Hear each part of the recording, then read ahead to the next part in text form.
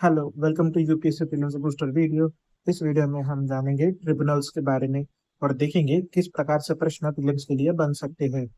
So first of all, what is tribunals? तो याद रखिए, tribunals are quasi judicial body which are established to reduce case load from high court, या फिर कहेंगे हम judicial system. Okay, जो judicial system है उस पर जो केस लोड है उसको रिड्यूस करने के लिए, और ओके एंड उसमें एक्सपर्टीज इंट्रोड्यूस करने के लिए, जैसे अलग अलग मैटर्स होते हैं उन मैटर्स के लिए एक्सपर्टीज इंट्रोड्यूस करने के लिए ट्रिब्यूनल्स का एस्टेब्लिशमेंट किया गया पार्लियामेंट द्वारा हमें दिखता है। हमें पता चल गया ट्रिब्यूनल्स क्या है। तो tribunals are quasi judicial body which are established to bring expertise as well as reducing case burden from judicial system. Okay.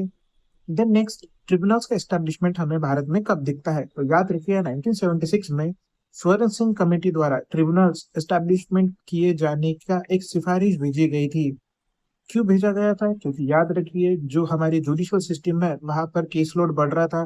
Case load बढ़ने की वजह से पेंडेंसी केसेस की बढ़ रही थी, सालों तक केसेस पेंडिंग रहते थे। तो वैसे कुछ केसेस जो जल्दी सॉल्व हो सकते हैं उनके लिए हम एक अलग सेटलमेंट कर सकते हैं, एक अलग उनके लिए हम सुविधा कर सकते हैं। इस हिसाब से ट्रिब्यूनल्स का एस्टेब्लिशमेंट किया गया हमें दिखता है।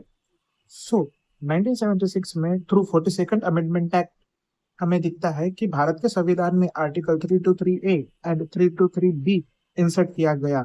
अब नाउ आर्टिकल 323A क्या करता है? तो वो पार्लियामेंट को एम्पावर करता है सेंट्रल एडमिनिस्ट्रेटिव ट्रिब्यूनल एस्टेब्लिश करने के लिए।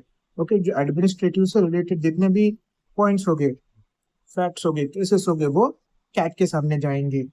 नेक्स्ट सेकंड, हमें आर्टिकल 323B दिखता है जो कैट के विपरीत हमें टैक्स एंड अदर चीजों के लिए ट्रिब्यूनल एस्टेब्लिशमेंट करने की प्रोविजन प्रोवाइड करती है। बट यहाँ पर एक और इम्पोर्टेंट चीज है कि जो जब 42nd अमेंडमेंट हुई थी तब वहां पर टैक्स और लैंड रिफॉर्म ऐसा लिखा गया था, तो मैटर सब्जेक्ट स्पेसिफिक हो रहा था। 2010 के सुप्रीम कोर्ट के जजमेंट में कहा गया है कि जो मैटर है आर्टिकल 323B में वो सब्जेक्ट स्पेसिफिक नहीं है, वो एक क्या कह सकते हैं हम, जनरलाइजेशन है। ओके, कैट के अलावा जितने भी ट्रिब्यूनल्स है वो इंडिया में आर्टिकल 323B के अंदर एस्टेब्लिश किए जाएंगे, ऐसा उस जजमेंट से क्लियर होता हमें दिखता है। ओके, सो ये हो गया।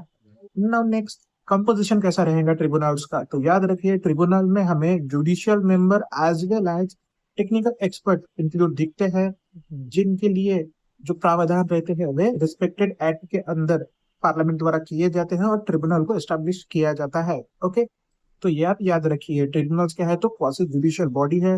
ओके, नेक्स्ट और एक चीज आपने याद रखना है कि ट्रिब्यूनल्स का एक अपीलेट अथॉरिटी भी रहती है, जो ट्रिब्यूनल्स के जजमेंट जो होंगे, ओके, ट्रिब्यूनल्स द्वारा दिए गए जजमेंट को हियर कर सकेगा। मतलब इफ सम केस जहां पर ट्रिब्यूनल ने जजमेंट दिया है और कोई उससे खुश नहीं है, तो वो री अपील कर सकता है अपीलेट ट्रिब्यूनल में। ओके, जो फिर से उस केस की सुनवाई देखेगा। ये आपने याद रखना है। ओके, ये पेपर के लिए आपको मदद कर सकता है। Thank you.